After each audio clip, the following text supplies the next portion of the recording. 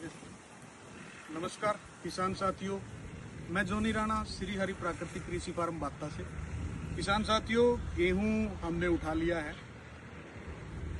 नव वर्ष भी हमारा आ चुका है और इस नए साल में कुछ नयाचार करना हम सभी किसान साथियों के लिए बहुत जरूरी है। और यहाँ मैं आप लोगों को वो चीज़ दिखाने की कोशिश करूँगा जो सभी किसान साथियों की ज़रूरत है, चाहे वो प्राकृतिक खेती कर रहे हैं, चाहे वो प्राकृतिक खेती नहीं भी कर रहे हैं। ये वो बातें हैं जो हमारे गुरु डॉक्टर हरिओम जी बहुत बार अपनी वीडियो में बता चुके हैं।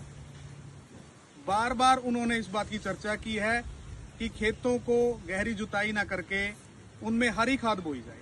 किस तरह से हम बिना जुताई के हरी खाद बो सकते हैं और किस किस रूप में उसको बो सकते हैं, उसका एक संपूर्ण चित्रण मैं आप लोगों को आज दिखाऊंगा।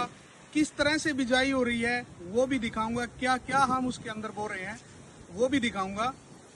तो मैं किसान साथियों का ज़्यादा समय नहीं लूंगा, आप यहाँ दिखाइए ये किस तरह से हमने मूंग मंगवाया है। उसके साथ साथ हमने तिल, ज्वार, बाजरा, इस तरह से एक मिक्स क्रॉप करके हम अपने खेत में जीरो टिलेज से बो रहे हैं। क्योंकि इस तरह से अलग अलग फसलें हमें जब बोते हैं तो मिट्टी को अलग अलग तरह के जीवाणु और उसकी जो अंदर की जो पौधों की ताकत है, उनकी जड़ों में जो जीवाणु पनपते हैं वो सभी उसे मिलते हैं। तो इसी तरफ पे हम आगे बढ़ते हुए भी किस तरह से हमने, क्योंकि कुछ दिन पहले ही हल्की फुल्की बरसात यहाँ हो गई थी और ये वो हमारा वो खेत है गेहूं का जिसमें हमने गेहूं के सीजन में गेहूं को पानी ही नहीं लगाया, सुपर नेचुरल तरीके से गेहूं को तैयार किया। उसमें हमने एक भी पानी जिसे कहते हैं नहीं लगाया, सिर्फ बरसात के पानी से ही हमारा गेहूं तैयार हुआ और बड़ा अच्छा और सुंदर गेहूं पैदा हुआ। और मैं अभी आपको मशीन दिखाता हूं अपनी। ये हमारी जीरो टिलेज की मशीन है जिसके साथ हम धान की बिजाई भी करते हैं। और मैं पहले ही बता दूं दोस्तों, ये जिस खेत में हम अभी ये हरी खाद बो रहे हैं इसके अंदर हम DSR भी करेंगे, सीधी बिजाई। दिखाइए आप इसके अंदर हम क्या क्या बो रहे हैं। इस तरह से हमने ज्वार, बाजरा, मूंग और तिल को मिक्स करके इसमें बोना शुरू किया है। इस तरीके से हम इन क्रॉप्स को बोएंगे और आने वाले समय में जब ये जर्मिनेट होंगी, कितनी बड़ी होंगी, किस समय हम इनकी हार्वेस्टिंग करेंगे, किस तरह से करेंगे, वो हर आने वाले अंकों में मैं आप लोगों को बताता रहूंगा।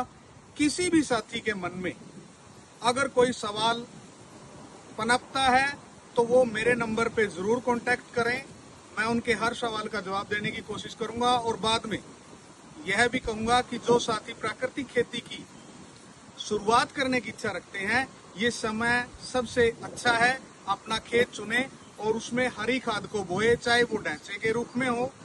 ये बहुत से साथी कहेंगे भी आपने ढैंचा नहीं बोया, ढैंचा हमें अवेलेबल नहीं हुआ वरना हम उसको भी बोते।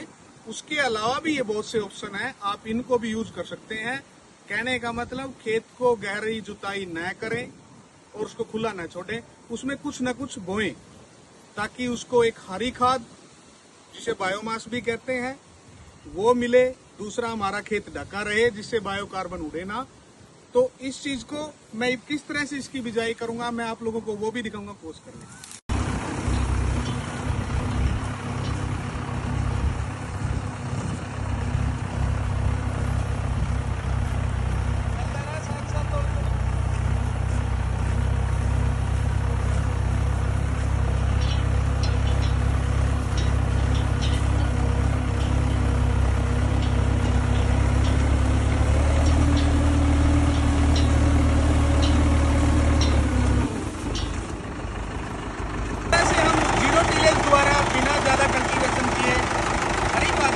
जो भी बोना चाहते हैं अपनी मशीनों की हेल्प से आप बोएं।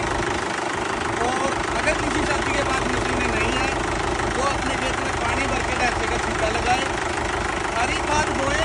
इसे एक मूल सिद्धांत मान